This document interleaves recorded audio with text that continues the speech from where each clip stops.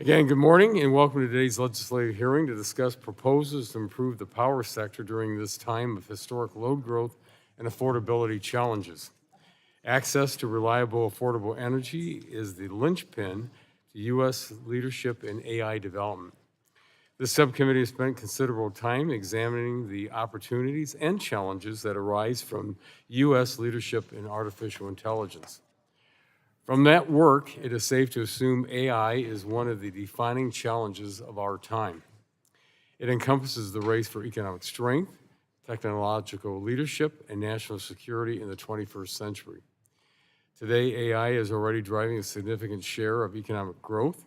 It is making businesses more productive, workers more efficient, and industries more competitive. We also examined the risk of the United States losing this global AI race.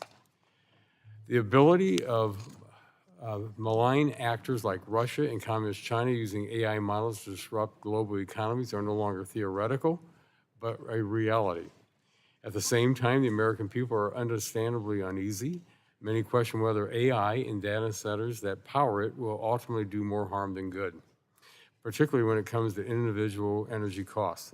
These concerns deserve to be taken seriously.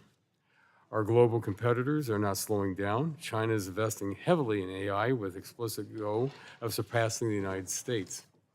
That's why it's vital that we ensure that interconnecting new data centers lower costs and bringing those benefits to households like grid modernization, more dispatchable energy resources, and significant state and local tax revenue.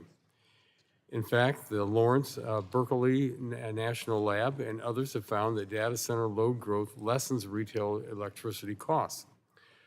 While we may not agree on every provision, the legislation under consideration today raises policy solutions to ensure this outcome is replicated across the country. However, demand growth continues to outpace our generation resources. The North American Electric Reliability Corporation's recent yearly assessment estimated that peak demand over the next 10 years will grow by 224 gigawatts, while 105 gigawatts of dispatchable generation is expected to retire.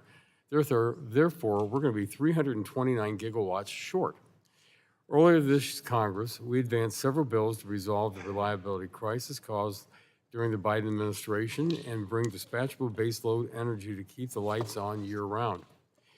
These efforts have been bolstered by the Trump administration's decisive action to refocus federal authorities on policies that matter most to the American people, abundant and reliable energy supplies at an affordable price. The Ratepayer Protection Act would ensure that states have necessary policies in place to safeguard households from footing the bill for data center energy needs. The Load Forecasting Enhancement Act would usher in bottom-up planning to improve the accuracy of demand growth projections to right-size cost-effective generation and transmission build-out.